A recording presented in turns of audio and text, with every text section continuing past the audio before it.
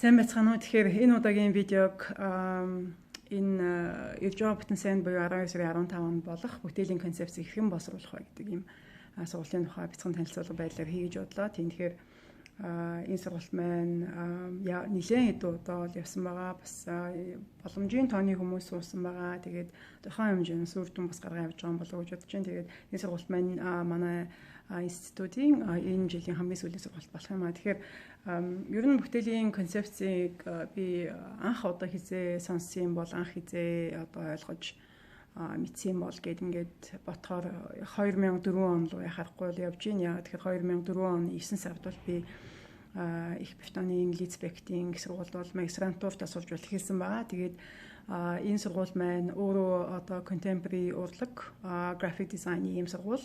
Тэгээд одоо бүрэлдэхүүн Лидсбектийн том сургууль дундаа бол бүрэлдэхүүн сургууль нь бол School of Contemporary Art and Graphic Design гэж явдаг. Тэгэхээр ерөнхийдөө бол яг бүтээлийн концепцийн тухай илүү академик, илүү мэргэжлийн төвшөнд бол ойлголтыг бол тэр үед бол авч хэлсэн болов уу гэж би өөрөө бодож байна. Тэгэхээр бол 15 жилийн өмнө гэсэн үг.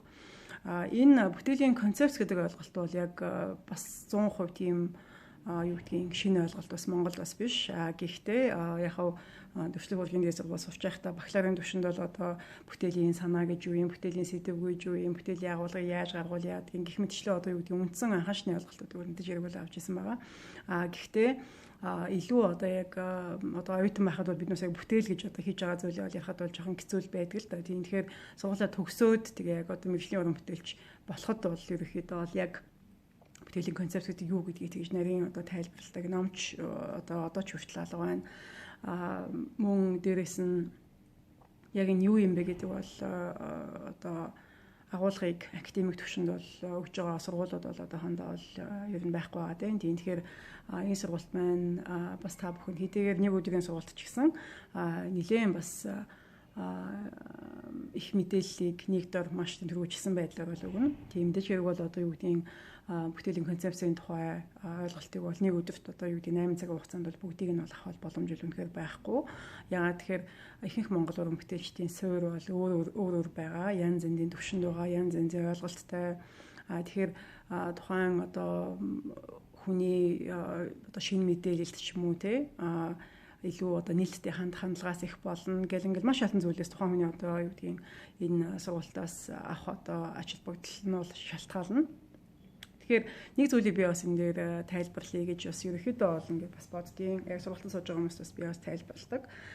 Юу гэхээр магадгүй хүмүүс за энэ цэгт буруу ингээд contemporary урлагийн чиглэлээр мэргэсэн болохоор ингээд contemporary урлагийг бол илүү одоо юу гэдгийг бусад төрлийн одоо төвшөлт урлагийн бол маш олон төрлийн боловсролууд, маш олон төрөл зүйлүүд бол байдаг.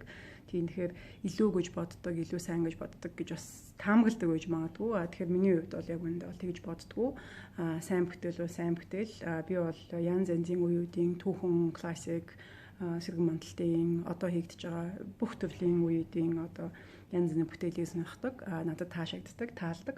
Тийм тэгэхээр тухайн бүтээл үнэхээр сэтгэл зүрхийг хөдөлгөж чадаад үнэхээр сайн бүтээл байх юм бол тухайн бүтээл нь contemporary урлагийн бүтээл байна уу эсвэл одоо юу гэдэг fine art-ийн бүтээл юм уу баримл байна уу эсвэл сэргэн мандалтын бүтээл байна уу гэдэг нь бол нэг тийм чухал бол биш. Тийм тэгэхээр энэ концепцийн тухай ярьж байгаа концепц яагаад ингэж илүү давмгайлж яваад концепцтэй бүтээлүүд яагаад давмгайлж явж байгаа юм бэ гэхээр сүүлийн одоо 20 жил бол яг одоо дэлхийн төрсөн урлагийн салбарт бол contemporary урлаг бол өөрөө хүч төрөн маш их одоо хурдтай хөгжиж байгаа. Мөн одоо contemporary урлагийн өнгө аястай contemporary урлагийн бүтээл хийхэд бол концепцийг бол яхахгүйгээр бол тухайн чиглэлийн уран бүтээл хийхэд бол үнэхээр маш их төвөгтэй байдаг. Яагаад тэгэхээр зөвхөн одоо тухайн хүнд өгсөн байгалийн өгөгдөл эсвэл одоо магадгүй одоо туршлагаар олж авсан өөрийнх нь одоо ур чадруудаа техник гэж яриа л да зүйлийг авч одоо дадлагаараа ч гэх юм уу дадлагаараа зөвхөн ингээд нөгөө бүтээл хийгээд байдаг.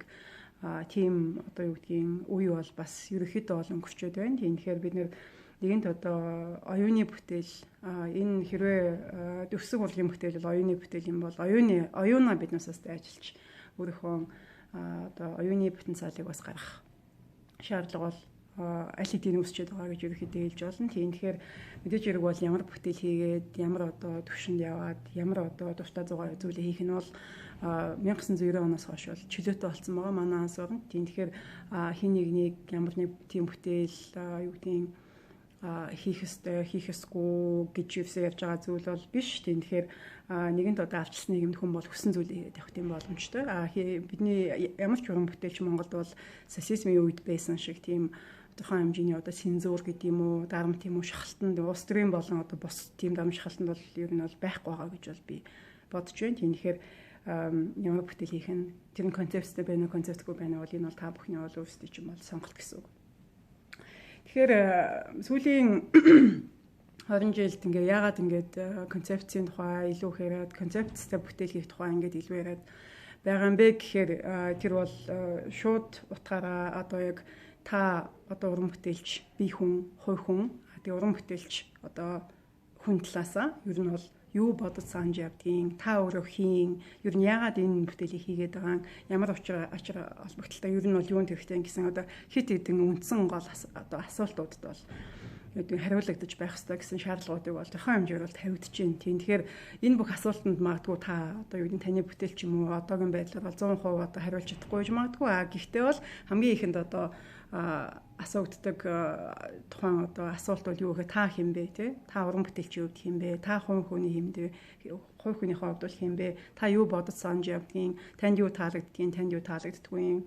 Та ямар амьдралыг туулсан, таны замнал юу ийсэн, та одоо жилийн өмнө ямар хүн байсан, одоо ямар хүн байгаа, цаашдаа ямар хүн болох бодолтой гэх мэтчлээ одоо юу гэдгийг явцын тийм асуултуудыг тэр reflection гэж одоо англи дээр бол ярьдаг. Тийм одоо өөрийнхөө үйлдэлийг, өөрийнхөө уран бүтээлийн явц процессыг тунгаах одоо бодох тийм одоо юу гэдгийг шаардлагуудыг бол нэлийн бол тавигдаад байгаа. Тийм тэгэхээр яг одоо үйлдвэрийн процесс шиг ингээд нэг бүтээлийн ингээд араас ингээд машиндаа дахан нас одоо яг зөв бид юм уу эсвэл одоо ямар нэг одоохой хэмжээний одоо концепцийг ингээд бариад тодорхой одоо хугацаанд тэр нь одоо юу гэдгийг 2 жилийн хугацаанд юм уу 3 жилийн хугацаанд юм уу 5 жилийн хугацаанд юм уу тийм тэгэхээр ингэж одоо барьж тодорхой одоо хязгаарт ингэж байснараа одоо илүү одоо чанартай уран бүтээл хийх боломжтой юм уу гэдэг одоо сонголтууд бол уран бүтээлчдийн өмнө тавигдаад байж байна.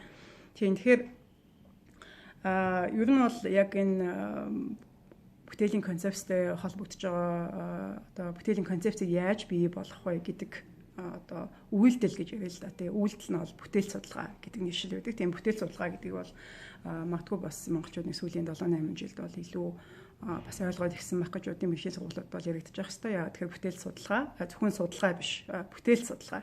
Тэгэхээр судалгаа гэхээр монголчууд манайд хэрэг одоо нэг ном уншаал, нэг номын санд очих юм уу нэг тиймэрхүү юмыг явах гэдэг. Гэтэл судалгаа бол маш өргөн хүрээтэй байдаг. Дан ялангуяа бүтээл судалгаа бол их нарийн мэргэжлийн бол ойлголт. Одоо ихэнх тохиолдолд бүтээл судалгааг бол магистр буюу магистраас дээш түвшинд бол яригдах тийм хандлагатай ер нь байгаад байгаа. Олон улс ч гэсэн тийм.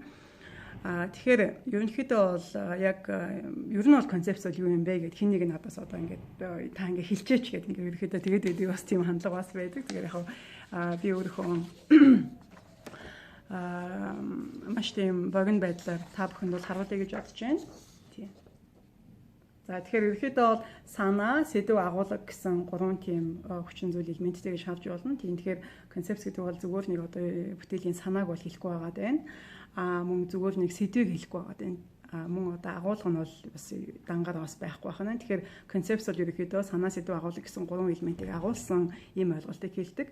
Ерөнхийдөө бол боловсруулсан санаа гэсэн утгатай. Тийм тэгэхээр энэ боловсруулсан санаа гэсэн утгыг бол ерөнхийдөө бол монгол хэл дээр бол ингэж би бол одоо өөрийнхөө чатгаар ингээд буулгасан байгаа. Тэгээ яг цааш тэмдэж ирэх ямар нэгэн байдлаар илүү хөгжөөд илүү сайжирч бол мэдээж бол болох магадaltaй. За тэгээд яг концепцийн тухай буюу одоо ер нь бүтээл судалгааг яаж одоо дүрслэлийн хэлээр бол илэрхийлэх вэ гэдэг энэ арга замуудын тухай маш нарийн бичсэн юм ном байдаг.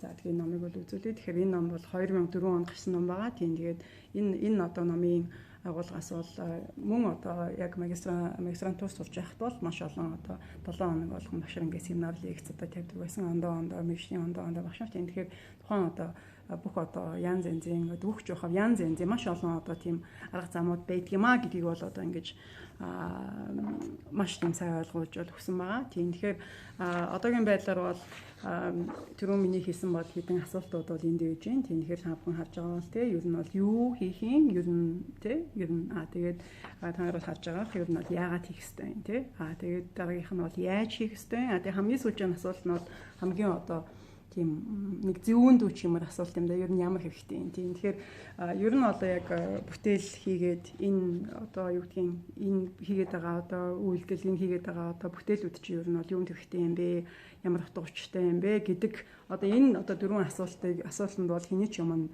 одоо нүүр бардам хариулаад өөртөө ч гэсэн одоо тийм ойлгомжтойгоор өөртөө ч гэсэн бас нэлээд одоо нарийн одоо бодож тунгаасан байдлаар бол одоо зангидж байдаг тухайн одоо ойлголтыг бол концепц гэж ихэд хэлээд байгаа. Тийм тэгэхээр ихэнх тохиолдолд ер нь манай уран бүтээлчд маань яг бүтээлхийн тухай бас нарийн бас ярих бичих тийм дуртай биш юм шиг надад санагдаад идэгэн зөв тэр нь бол олон шалтгаантай байдаг. Баг нэгдүгээрт бол яг үндэ бол ингээд манай яг Монголын төрсөг урлагийн сургалтын системд бол ингээд тийм школ бол байдгүй. Тэгээ энэ одоо магадгүй илүү хуучин одоо зөвлөх холбоот улсын школоос бас болдог байх. Яг зөвлөх холбоот улс сурсан болох шиг бол нэлээд олон байдаг.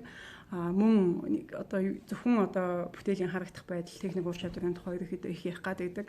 Гэтэл яг тухайн бүтээл маань яг ямар хүчтэй, ямар концепцтэй хүнд юу юу өгöd байгаа, олон нийтэд юу харуулах гээд байгаа гэх мэт зүйлүүдийг бол айгүй бага ярьдаг. Тэгээд яг тухайн сургалтын одоо бүтээгдэхүүн бол би өөрөө бол байсан. Тийм тэгээд хайцсангуу бол бас нэлийн өөрчлөгдсөн байх гэж өөрөө бас бодоод байгаа. Тэгэхээр тухайн системийг бас ингээд системээс гарах нь бас өөрөө бас их хэцүү асуудал байгаа. Тэгээд яа тэгвэл зарим тохиолдолд ингээд би уран бүтээлчээс үзсэндээ бүтээлийн үзэл энэ ямар утга учиртай юм бэ? Ингээ ямар ачаал бүгдэлтэй юм. Ер нь яагаад ийм бүтээл хийсэн гэх мэт одоо юу гэдгийг би бол одоо юу гэдгийг анхаашна гэж үзэж болох тийм хариултуудад бол яг бүрэн дүрэн хариулж чаддгүй. Эсвэл одоо зайлсхийдэг, эсвэл одоо ингээл хараад ойлгочихгүй юу? Чи өөрөөр л ойлгоо штэ.